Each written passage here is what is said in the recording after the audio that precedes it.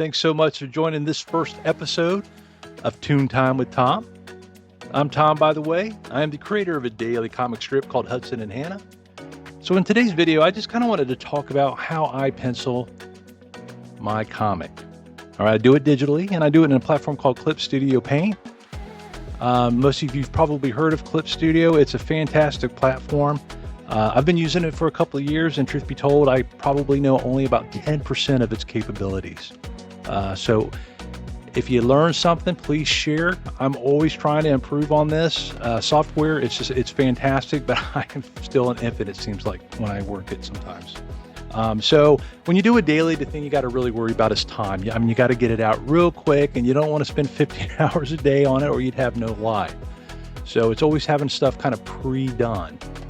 So I actually start out with a template. My template kind of follows the Webtoon model. I do a 800 pixel wide by about 3950 in length, pixel in length. And what this does, it just makes it easy to for viewers to read the comic on their mobile devices. And that's for 4 panels, and I use that. But one thing I also do with this template is, instead of it coming out bright white on the background, I automatically go to a light gray. If you've been drawing all day and you've not changed the background, you've noticed your eyes are probably burning or running. You know, they're watery at the end of the day. So one tip that I learned is keep your backgrounds kind of like a light gray, like you see here. And what it'll do, it'll actually make it easier on the eyes when the day's done. All right, now that the template's set, let's go ahead and start sketching in. This here's a doc. Hudson's going to be teaching Hannah how to fish. One thing that I do is I do character sheets. I do a front, side, and 3/4 view, a back, different angles, facial expressions, you name it. You want to get as much information down ahead of actually doing the comic so you can meet that deadline.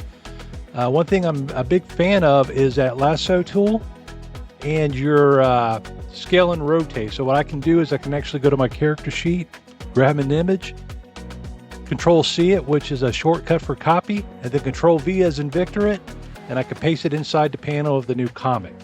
And what's great about it is I can resize it, and I can compare Hudson and Hannah together, because Hudson's a little bit taller. If you see here, I can actually go ahead and grab him and put him over on the first panel, and then I could size him to actually be just a little bit taller than Hannah, and it'll be consistent throughout the comic. So that's one huge advantage of that tool.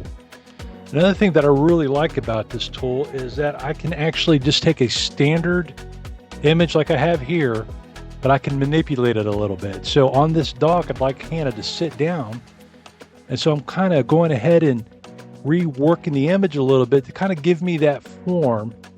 And then what I could do on this layer is I can actually reduce the opacity, put a new layer on top, and then trace over it and make some corrections.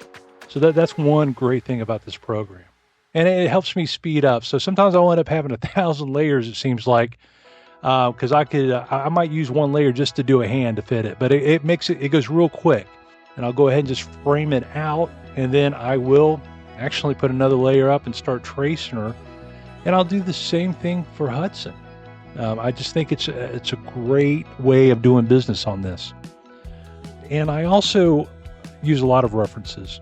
So right now, as I'm actually drawing this, I got a little picture up of a man actually fishing on a dock. I love references. I like to grab, like when I get an idea, I grab as many references as I can. I do about 5 minutes of search, and it saves me about an hour of drawing and erasing. You know, sometimes you just need a little bit of help to get the right angle. And so I do that quite a bit. Right now, Hannah's going to go ahead and be traced out.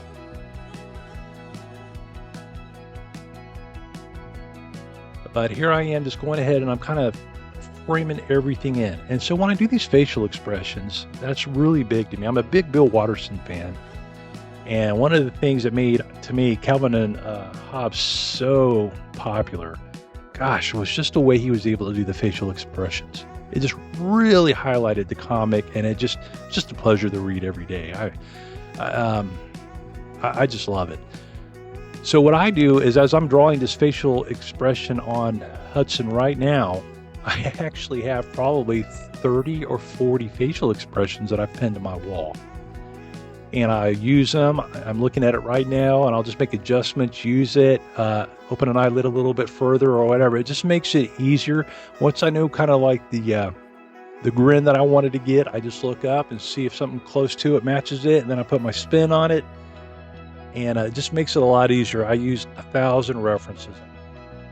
So look right here, I'm just kind of closing it out. I'm putting the finishing touches on it. Looks like Hannah's pretty excited. She's learning how to fish. She thinks she's going to be able to catch more in Hudson. I appreciate you all tuning in. Hopefully see you next time. Again, this is the first video. Hopefully I get better and you continue to tune in. With that said, hey, you have a blessed day, and I'll see you next time.